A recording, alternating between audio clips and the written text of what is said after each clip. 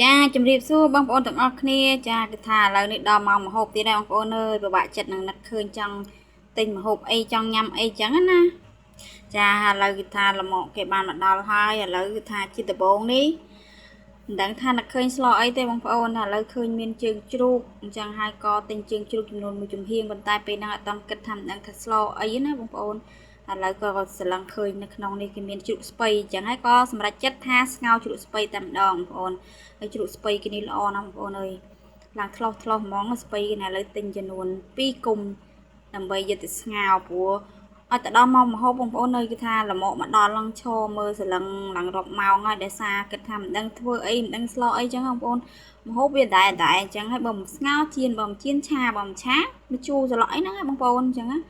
ឥឡូវថ្ងៃនេះគឺឃើញសម្រាប់ចិត្តហើយទិញជើងជ្រូកយកទៅស្ងោរជាមួយនឹងជ្រូកស្ពៃតែម្ដងឥឡូវទិញបានរួចរាល់ហើយឃើញបន្លែគេនេះល្អពេកគឺយកមកថតប៉ុស2ប៉ុស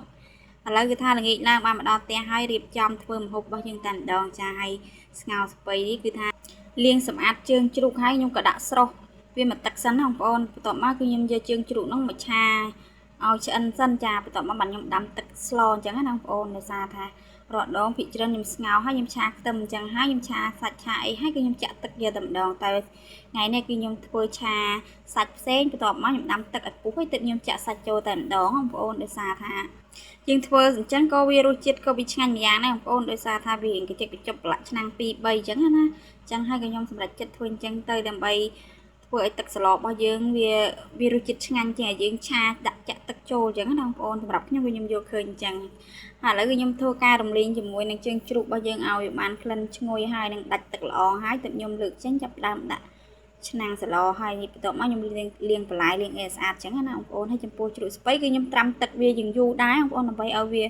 រៀងសាបហើយកុំឲ្យវានៅជូរជាតិប្រៃអីច្រើនអញ្ចឹងណាតោះមកខ្ញុំហាន់វាហើយខ្ញុំលាងវាជាច្រើនទឹកចាហើយឥឡូវនេះគឺថារួចរាល់ហើយឥឡូវទឹកក៏បានពុះហើយគឺខ្ញុំចាក់ជាមួយនឹងជើងជ្រូករបស់យើងដែលទិញឆាមិញហ្នឹងបងប្អូនចាក់ចូលតែម្ដងបន្ទាប់មកខ្ញុំរំងាស់វារៀងយូរដែរដើម្បីឲ្យជើងជ្រូករបស់យើងវាផុយបងប្អូនចាហើយឥឡូវបន្ទាប់មកគឺថាឃើញជើងជ្រូកយើងក៏រៀងផុយហើយគឺខ្ញុំភ្លក់ទៅវារៀងស្ទើរប្រៃបងប្អូនខ្ញុំក៏ថែមអំបិលបន្ទាប់មកគឺខ្ញុំបន្ថែមជាមួយនឹងម្រេចបងប្អូនដើម្បីបង្កើនក្លិនឲ្យក្រិតឈ្ងុយអញ្ចឹងណាហើយបន្ទាប់មកចុងក្រោយនេះគឺខ្ញុំដាក់ជាមួយនឹងជ្រូកស្ពៃរបស់យើងនេះគឺចូលតែម្ដងចាហើយចំពោះសឡនេះបងប្អូនគឺយករងាស់ឲ្យវារៀងយូរទៅជ្រូកស្ពៃ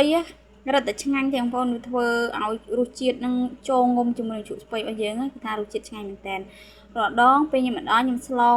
ភាគច្រើនជ្រូកស្ពៃគឺយើងមានរសជាតិជូរខ្លាំងបងប្អូនដល់ពេលសារនេះគឺខ្ញុំត្រាំវាទុកឲ្យយូរគឺថារសជាតិវាគឺឆ្ងាញ់មែនតើបងប្អូនចាហើយឥឡូវគឺស្លរបស់ខ្ញុំបានឆ្អិនរួចរាល់ហើយឥឡូវជាចំក្រោយគឺថាយើងរោយលឹកខ្ទឹមមកគឺថាយើងរួចជាការស្រេចចាហើយវីដេអូរបស់នេះខ្ញុំក៏មកដល់ទីបញ្ចប់ដែរបងប្អូនអរគុណច្រើនបងប្អូនដែលតែងតែជួយទស្សនាវីដេអូរបស់នាងខ្ញុំហើយខ្ញុំសូមជម្រាបលាជួបគ្នានៅវីដេអូក្រោយ